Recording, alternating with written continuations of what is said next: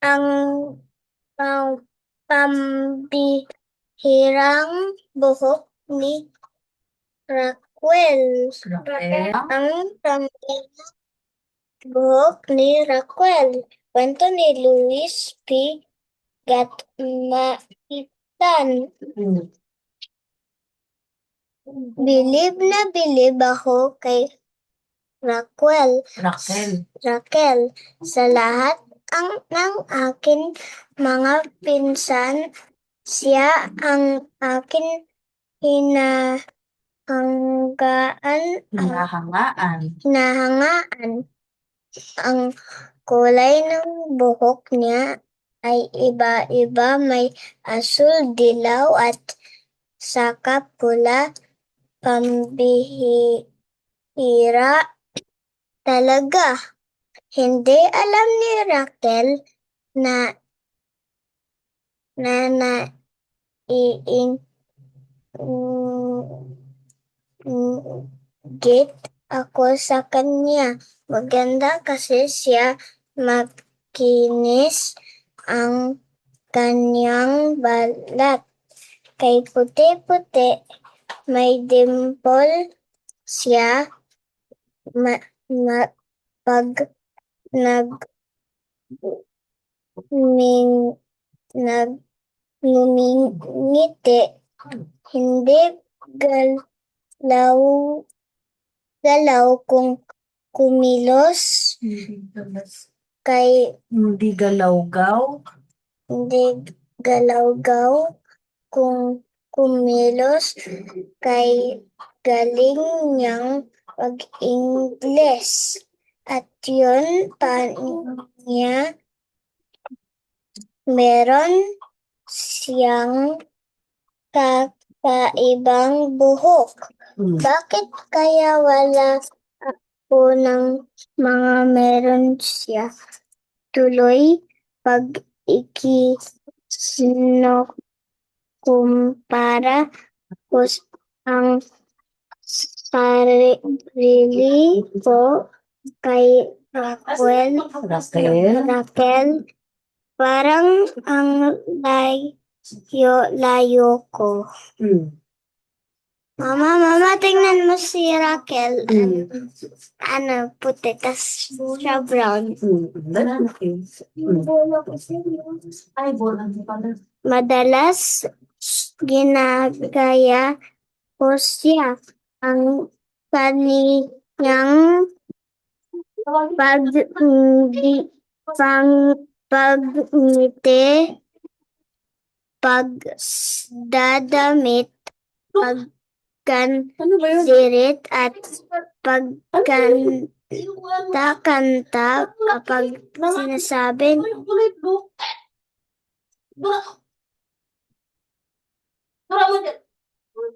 sinabi niyang, wow, ang galing-galing. Ganon na rin ang laging bigkas ng akin bibig. Dadalhin ko yon sa buong panahon na kami ay magkalayo. Itapon mo na yan, Irene. Buti na lang minsan sa isang taon, tuwing panahon ng mga at duhat, daigdig naman ay nagtatagpo sa pamitaas ng siniguelas, sa paglalaro ng piko, sa pagpanghuli ng Tap tap. Mama, I want to see what the sunali tap tap looks like. Barfly. Alitap-tap. Okay. Wow. Galing galing. Wow, galing galing. Hmm. Party. Hmm. Hindi siya maselan kahit ang bango-bango niya at ako'y amoy araw. Palagi niya nga akong hinahalikan. Hindi siya isnabera kahit taga Maynila siya at ako'y taga baryo. Siya pa nga ang naunang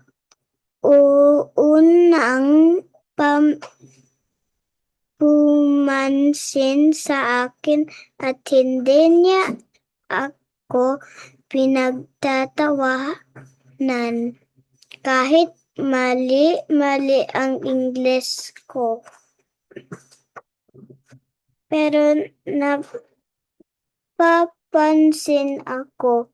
Lagi niyang napapansin ako. Hmm? Pero napapansin Ako kasi anak. Pero, Ko. napapansin ko, lagi niyang sinasabi sa akin, Ana, mas mapalad ka. Abay, bakit kaya? What's abay, Mama? aba, ano bang, parang ganon in English. Aba. Mm-mm. Ah. Isang, Okay. Isang tag-araw na inip ako sa kahihintay pero hindi siya dumating.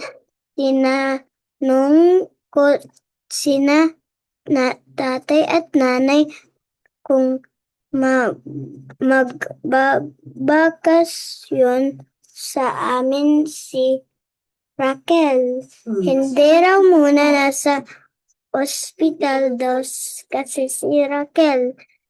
Sa akin isip nun,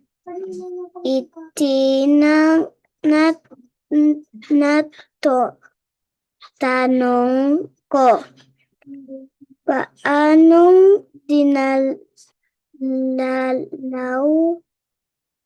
ng sakit na ang batang kay linis-linis? Kinabukasan, lumuwas kami ng Maynila para dalawin ang hinahangaan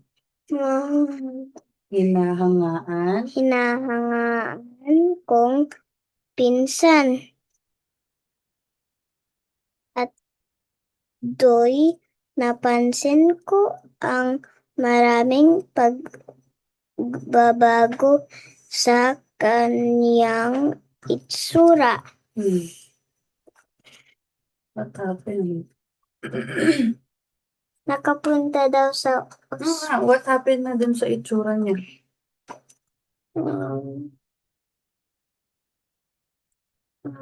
Naging ganito siya.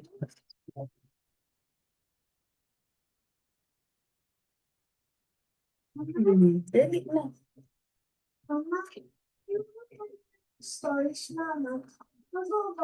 Mas lalo ba siyang pumuti? Nagtampo na pa ang kaniyang mga ngiti. Pero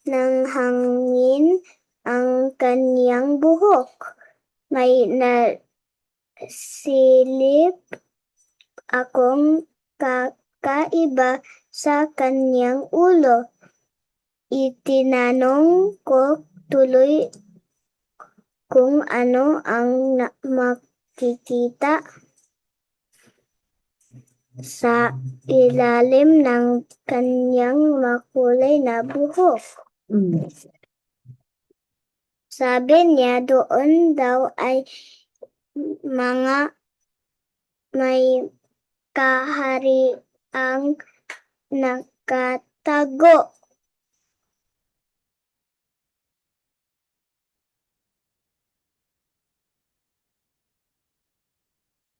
May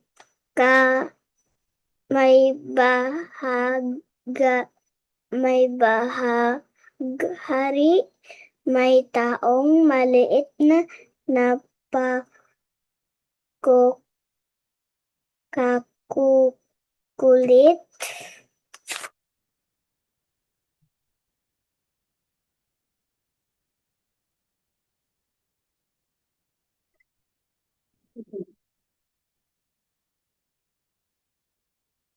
Willing-wili ako sa pakikinig at pangangarap.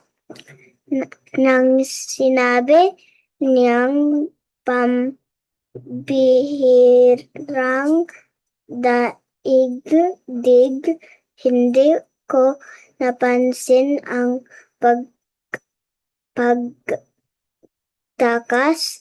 ng kulay sa kanyang mukha.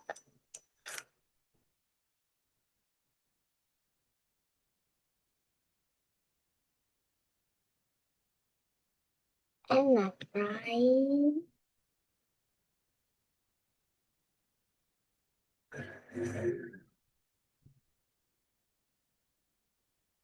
Mama, Mama, why when I look at you, parang nasa iba ako nagtitingin?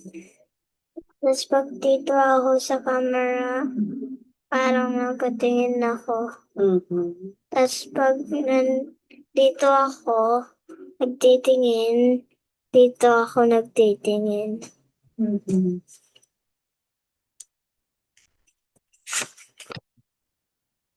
Hello.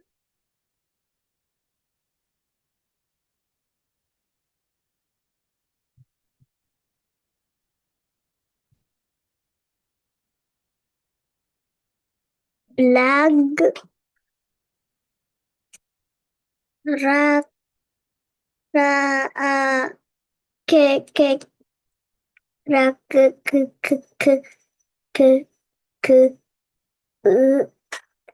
E. E. E. E. E. E. E. L.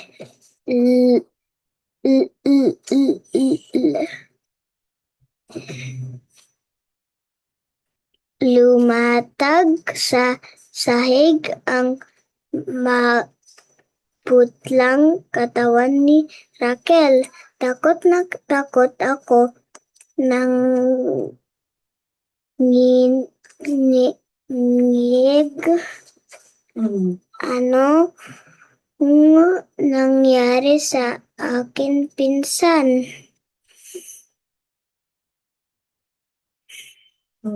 Kagagawan kaya ito ng taong maliit na nagtatago sa ilalim ng kanyang buhok. Habang tumatakbo palapit sina tito at tita. Nasugyapan ko ang ulo ni Raquel, natanggal ang kanyang pambihirang buhok. walang kaharian, walang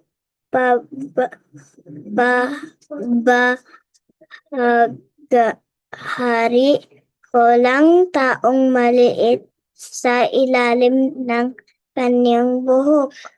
Kalbo si Raquel. Peluka lang pala ang buhok na kakaiba. Do you know what's peluka? No. It's the wig.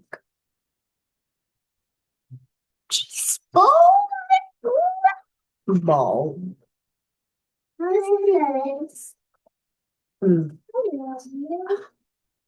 Oh, Mama, I can color this one. And this one. Honest. Noon ko lang nalaman kung ano talaga ang sakit ni Raquel. Leukemia, ganon ang bigkas ni tita.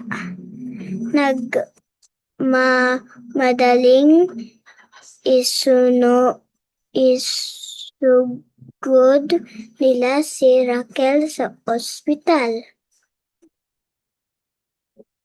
Baka kailangan na raw siyang salinan ng dugo at bigyan ng panibagong gamot. Umiyak ako kay nanay. Bakit ganun? Tanong ko. Talagang ganong sagot ni nanay. Kahit ang mga bata ay hindi puwera sa kanser. Mamaling puwera. Exempted. Ibig sabihin, kahit bata pwedeng magkaroon ng sakit. Even children dies, right?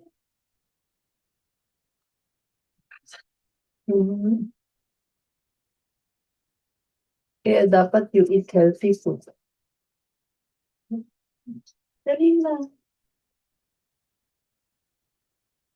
At pinahid niya ang akin mga luha.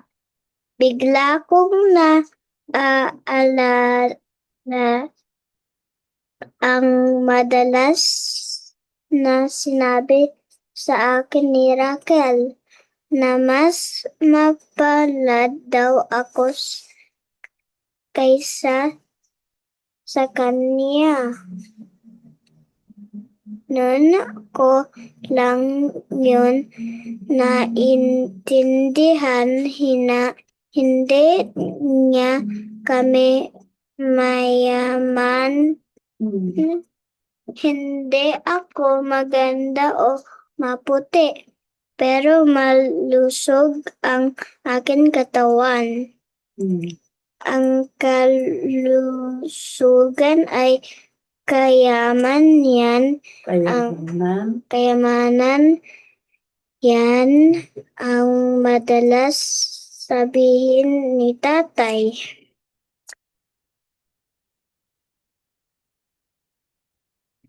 Nang lumabas ng ospital si Raquel, mapula na naman ang kanyang pisngi. May ngiti na uli ang kanyang labi. Tinakot ba kita? Pero biro niya. Hindi ko na sinagot ang kanyang tanong. Basta niyakap ko na lang siya ng mahigpit